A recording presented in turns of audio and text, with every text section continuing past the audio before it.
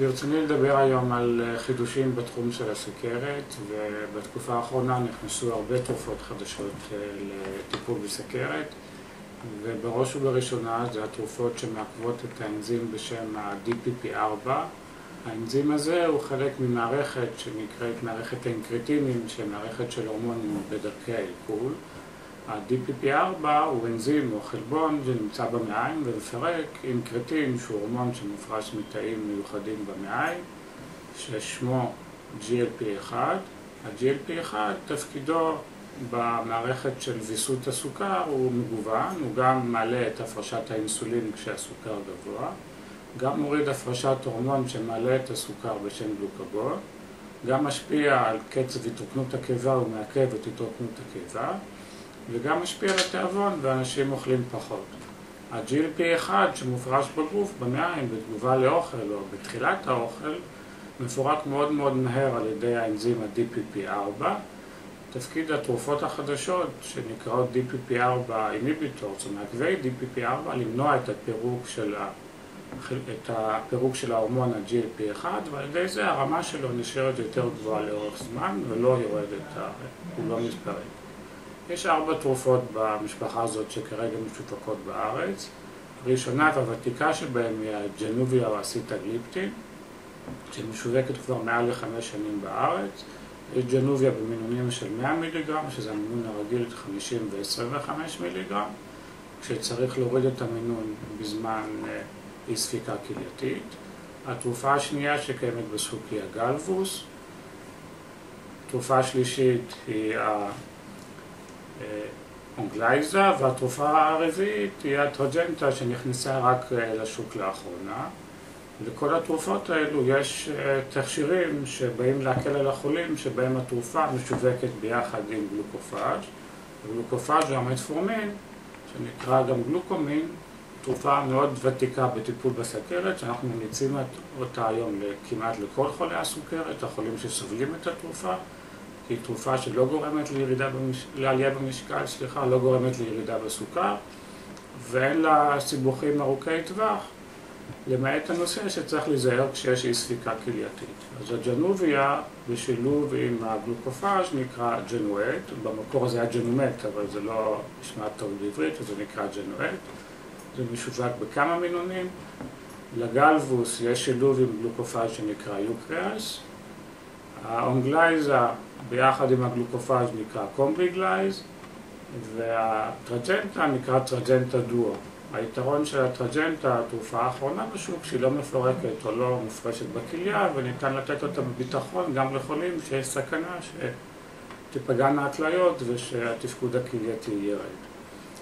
בתחום הזה יש גם 2 חידושים נוספים, זה שילוב של התרופות מהמשפחה של קוסמי ה-DPP4 עם גלוקופאז' שלא מפורק בקיבה מיד, אלא מפורק יותר איטי, מה שנקרא המטפורמין או הגלוקופאז' XR, שזה גלוקופאז' Extended Release, והכוונה היא שהוא מתפרק במעיים יותר לאט, מגיע לרמה יותר טובה במעיים, הרמה בדם יותר נמוכה, אבל ראו במחקרים שנעשו בשנים האחרונות שההשפעה על הורדת הסוכר היא זהה. הג'נואט, היום יש תכשיר שנקרא ג'נואט XR, והקומביגלייז, האונגלייזה ביחד עם הגלוקופאז' גם יש להם תכשיר שמבוסס על המטפורמין או הגלוקופאז' XR. היתרון של זה שזה יותר טוב שאפשר לתת את זה פעם אחת ביום בבוקר ולהשפיע כל היום.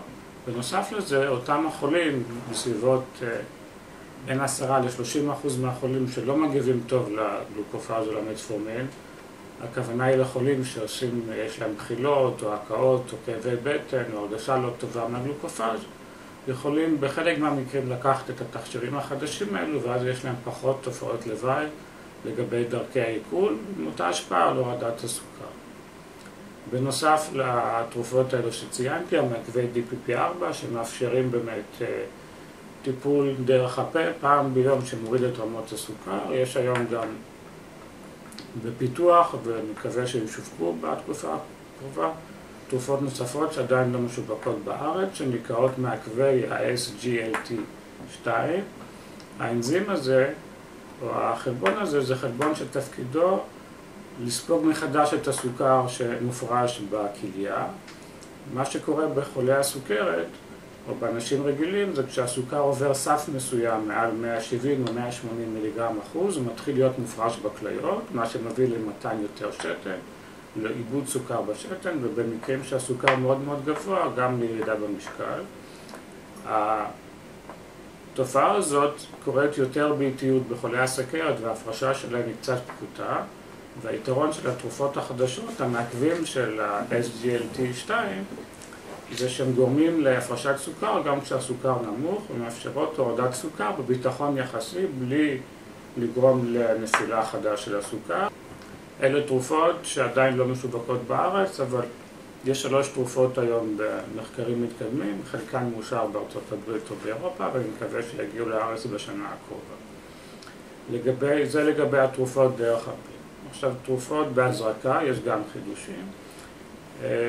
יש את הנושא של האנלוגים של ה-GLP-1, האנלוג הראשון שנכנס זה הבייטה, שניתן פעמיים ביום. הבייטה הופק במקור מרעל או מחלבון שנמצא ברוק של לטאה צבעונית שנמצאת במדבריות אמריקה, שנקראת הגילה מונסטר. ראו שאותו רעל, אותו חלבון שנמצא ברוק, דומה במבנה שלו לאינקרטין שציינתי בתחילת דבריי, GLP-1, אבל הוא לא מפורק על ידי ה-DPP-4. מזה פיתחו את האקסנטייד או הבייטה, שהיה התרופה הראשונה שנכנסה. הבעיה הייתה שצריך לתת אותה פעמיים ביום בהזרקה. יותר מאוחר, חברה אחרת פיתחה את האנלוג של ה-GLP-1, שהוא יותר דומה במבנה, הנוצר בהנדסה גנטית, אבל גם כן לא מפורק על ידי ה-DPP-4. זה הוויקטוזה או הלירגלוטייד, שניתן פעם ביום וגורם קצת לפחות תופעות לוואי מהבייטה, והוא מאוד מאוד נפוץ בשוק. היתרון שלו על התרופות מהמשפחה של ה-DPP-4 inhibitors, מעכבי DPP-4, זה שהרמה של ההורמון יותר גבוהה בדם, וזה גורם בנוסף להורדת רמת הסוכר, גם להורדה במשקל בחלק מהחולים. רבע מהחולים יורדים הרבה מאוד במשקל, רבע לא יורדים בכלל, והחצי הנותר יורד קצת או יורד קצת יותר. הבעייתיות עם שתי התרופות במשפחה הזאת זה שצריך לתת בהזרקה או פעמיים או פעם ביום, וחלק מהחולים זה גורם להם לבחילות או לחוסר תיאבון או לירידה באיכות החיים, כי הם מרגישים שהם לא יכולים לאכול הרבה דברים, ויכול לגרום גם לתופעות של מערכת העיכול, שלשולים או שינויים ביציאות. בשנה האחרונה, בחודשים האחרונים, נכנסה עוד תרופה לשוק במשפחה הזאת, זה הביידוריון. ביידוריון זה בעצם בייטה שניתן להזריק פעם בשבוע. הבייטה נקשר בהזרקה לחומר שיוצר מין כדוריות קטנות מחומר שמתפרק בגוף, מתפרק תוך שבוע. התרופה נקראת ביידוריון ואפשר להזריק אותה פעם בשבוע. בניגוד לבייטה ולוויקטוזה שמוזרקים בעת מוכן מראש כמו האינסולין, הביידוריון מגיע בצורת אבקה בבקבוקון, וצריך לערבב את זה עם המיס ולהזריק את זה פעם בשבוע, גם בגלל שזה מדובר בהזרקה של כדוריות, המחט היא קצת יותר רבה ממחט של אינסולין, זה יוצר מין גבשושית קטנה מתחת לאור. ופה יש לנו תרופה שניתנת בהזרקה פעם בשבוע, גורמת גם לירידה במשקל בחלק מהחולים, גם לירידה בסוכר, והיא פתוחה יחסית לשימוש, כי כשמשתמשים בה לבד היא גורמת למעט מאוד מקרים של ירידה ניכרת בסוכר. בנוסף לזה יש עוד תרופה שכנראה תשווק בתקופה הקרובה, זה הליקסיסנטייד, שהיא צריכה להינתן פעם ביום, והיא יותר טובה בהורדת רמת הסוכר אחרי האוכל. התרופות ארוכות הטווח, כמו הוויקטוזה או הביידוריון, יותר טובות בהורדת הסוכר בבוקר, עם הורדה מקבילה ברמות הסוכר גם במשך היום. צריך להזכיר שגם התרופות שהזכרתי קודם, המעכבי DPP-4, גם המעכבי ה-SGLT2, גם האנלוגים של ה-GLP-1, כולם לא מורידות את הסוכר במידה ניכרת, והירידה היא קצת יותר מ1% בהמוגלובין A1C, זה אותו מרכיב של ההמוגלובין שמגיבים הסוכר ומדד לאיזון הסוכר ממוצע ל3 חודשים. והירידה היא תלויה ברמת הסוכר או בהמוגלובין A1C שאנחנו מתחילים איתו. ככל שהוא יותר גבוה הירידה יותר גדולה, וככל שהוא יותר נמוך הירידה יותר קטנה. בממוצע הירידה היא בערך 1% בהמוגלובין A1C, עם הבדלים קטנים בתרופות לכאן ולכאן. לגבי מעכבי ה-DPP4, יש לאחרונה הרבה עבודות בנושא של השפעה שלו על הלב. מאז ששווקה התרופה אבנדיה, לדוגמה, שהשיווק שלה התחיל ב-2000 וראו שהיא אולי מזיקה ללב, הרשויות מחייבות לבדוק את הבטיחות לגבי הלב של התרופות החדשות, ולכן כל התרופות שציינתי קודם הן עוברות מחקרים ארוכי טווח על אלפי חולים לראות שהן בטוחות ללב. בשנה שעברה התפרסמה עבודה על האונגלייזה, הסקסגליפטין, זו עבודה שנקראת סייבור, שהראתה שהתרופה בטוחה ללב, היא לא מורידה בתמותה הלבבית או באירועים הלבביים, אבל היא גם לא מחמירה אותם, למעט עלייה קלה בשכיחות של אי ספיקת לב, אבל זה לא גרם ליותר תמותה או ליותר תחלואה רצינית. וגם תרופות אחרות עוברות את אותם מבדקים. לגבי האנלוגים של ה-GLP-1, יש מחשבה שהם יכולים אפילו לעזור בנושא של הלב, זה עבודות שנעשו בבעלי חיים. והנושא הזה נחקר גם בעבודות שאנחנו מקווה שיתפרסמו בשנים הקרובות. עכשיו אני רוצה להתמקד בנושא של החידושים בתחום של האינסולינים.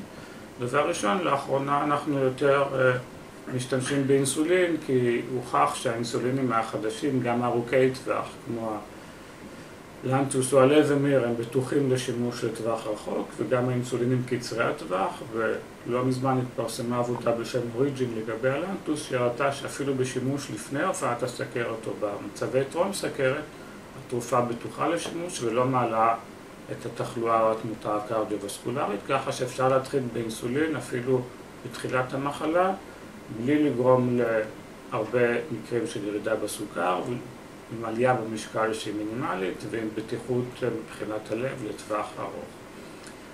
הרשויות בארצות הברית אישרו לתחילת שיווק או למחקר אינסולין חדש שניתן באינהלציה. יש עבודות כבר שנים רבות על אינסולין שניתן באינהלציה או דרך האף או בשאיפה והשאפה לתוך הפה, שהאינסולין הזה נספג מאוד מהר ויכול להחליף את האינסולין המהיר שניתן בהזרקה לפני כל ארוחה. האינסולין הזה דורש עדיין עבודות נוספות, לראות כמה הוא בטוח, לראות שהוא לא מזיק לריאות, שהוא בטוח בחולי אסתמה לדוגמה,